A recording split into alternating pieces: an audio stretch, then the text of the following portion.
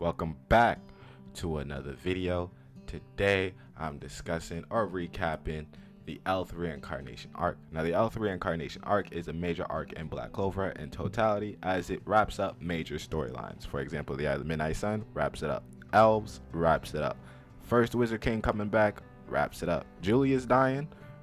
Yeah. Of course. As well as the insane power-ups or power crap of Asta and Now as we know, with the L3 Incarnation arc, we quickly get thrust into fights with the introduction of Marileona, who was there for the Mana Zone training. We have Lyra attacking Zora, and which Rhea uses, and much more. Elsewhere, with the elves capturing Mimosa, the elves eventually attacking Hodge Village, where Asta and immediately pull up, as is one of the reincarnated elves who inevitably caught the sense of himself and was able to take over his body, as he was able to still have that boost of being the elves. Now I would like to explain this. With Elf and Reincarnation, you get a ×2 boost because the elves were loved by Mana. Crazy work, right? So basically anyone who was reincarnated are double to what they are.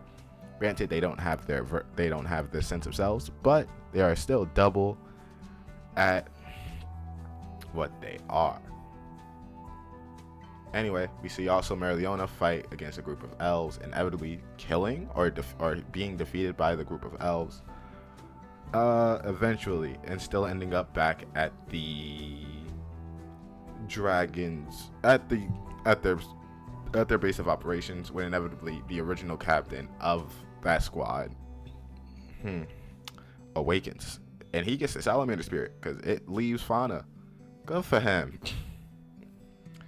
Now, of course, within that, there's not many people that weren't elves during that time, of course, but we all think that Patoli / anybody was in advance or in rank to help the elves, of course, defeat the rest of the Magic Knights, inevitably remaking their world.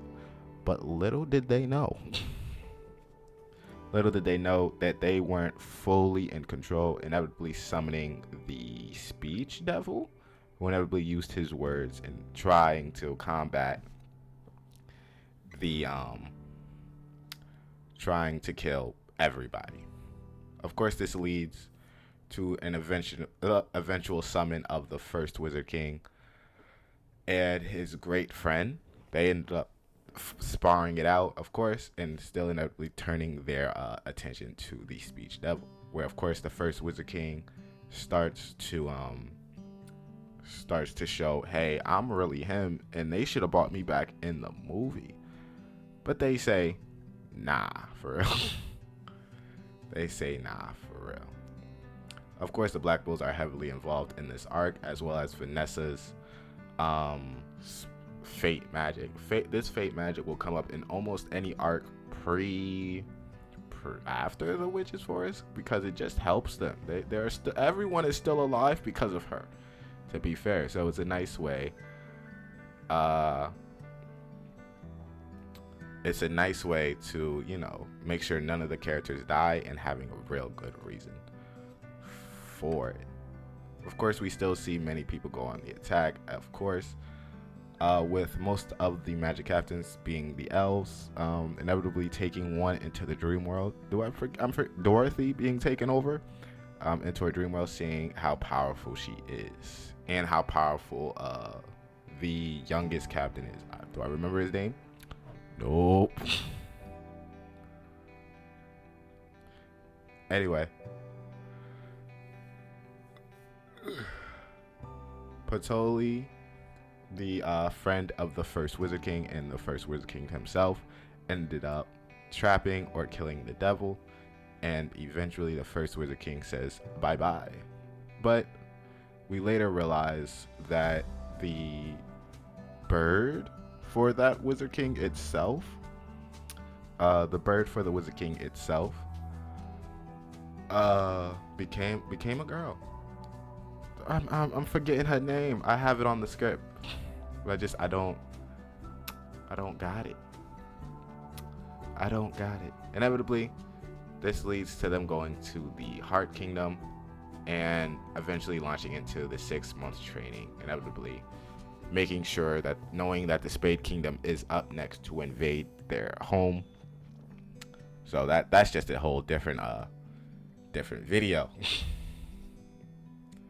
Anyway, this also leads to the Damnatio trial. Again, different video, because of the recent attacks against the kingdom. So Damnatio will be like, hey, we can't prosecute the devil. He's no longer here. So we got to prosecute you, Asta.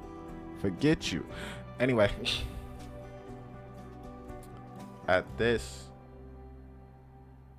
yeah. Also, it's never really explained why the first Wizard King just went back to being dead. Patoli makes sense. Patoli's not really in the sense of itself. But, dang, I think my video froze. Please, video work. Patoli ends up using all his magic, dying, and then the first Wizard King ends up dying as well. Well, ends up giving up his life force because he'd be like, I don't really want it. I was mistaken. Of course, Lamille, the first Wizard King, did not give up his life force. He was there too long, and his body started to crack and break down, and his time was up in the human world. Of course, Patoli seeing this, seeing his friend pass along, of course, he ends up telling Asta to use the Demon Destroyer sword on him, inevitably to give a cause for loss of his life, saying, if he's not here, why am I here? Why should I be here? His time has passed, on some Madara, Hashirama type stuff. Correct? As well. And if I had to rate this arc, to be fair with you, I would give it 8, 9 out of 10. The action was great. The character development and the character introductions within the Salamander, the Merliona, it was fantastic, as well as seeing the first Wizard King as well as his first friend really help and go at it against each other, as well as against the Speech Devil, giving a recluse to what Asta has to hope to accomplish and to get on the level of someday. Now, is Asta on that level right now? Manga wise, maybe, but I don't think. But since he doesn't have the hacks over someone like a Julius, over someone like especially a Lamille, the first Wizard King, it is kind of hard to say that. Anyway, rated 8, 9 out of 10. Was great fight. It wrapped up so many character storylines, or at least the storyline of the Eye of the Midnight Sun. So it was nice to see. Anyway, like, subscribe, and I'll see you in the next one.